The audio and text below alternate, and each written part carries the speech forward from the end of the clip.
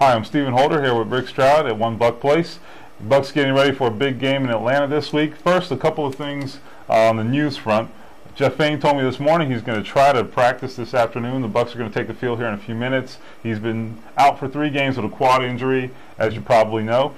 Elsewhere, Aqib Talib, cornerback, left cornerback here, named NFC Player or Defensive Player of the Week, after a performance at Arizona on Sunday that really began their charge back from an early deficit and sealed the win at the end with a big interception of Derek Anderson. So had that 45-yard interception return for a touchdown.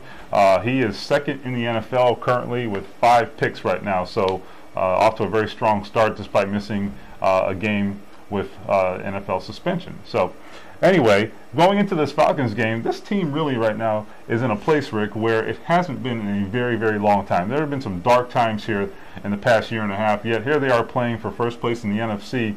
How did this happen so fast? There are so many moving parts to this story, aren't there? Well, there are. I mean, you got to go back to really ground zero with this team when they were 9-3, going to Carolina to play the Panthers. They wound up losing 4 straight.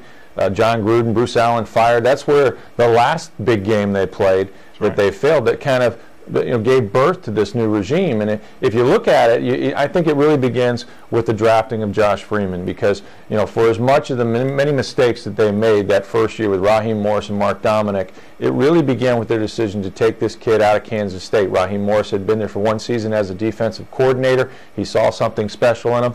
Just 22-year-old, Stephen, and the things that he's doing in this league already, 8-8 as a starter, which doesn't blow you away, but when you look at the 5 comeback wins and just kind of instilling a belief, I really think that this team believes that Raheem Morris when he says we're the best team in the NFC. Yeah, well, I think we both agree that he said that in an effort to reach his team. It wasn't about the media or about other teams, obviously. But yeah, he's right. And you know what? When you have a guy like Josh Freeman and you have players like Aqib Talib making big plays at big times like that, you start to believe that. And I think that's what's happening. You're getting young players who are talented, clearly, but they also have that mental belief now, and I think that is helping them take those games to another level. But Josh Freeman, you said, I think right now the guy is the story of the NFC right now. He is playing at such a high level and at such pressure situations, doing things that 22 or 23-year-old quarterbacks aren't supposed to do. I think he really is the difference in this club right now. But I also think, we saw some things. Every week we're seeing new young guys come along. Now it's LeGarrette Blount. Geno Hayes is making splash plays all over the place.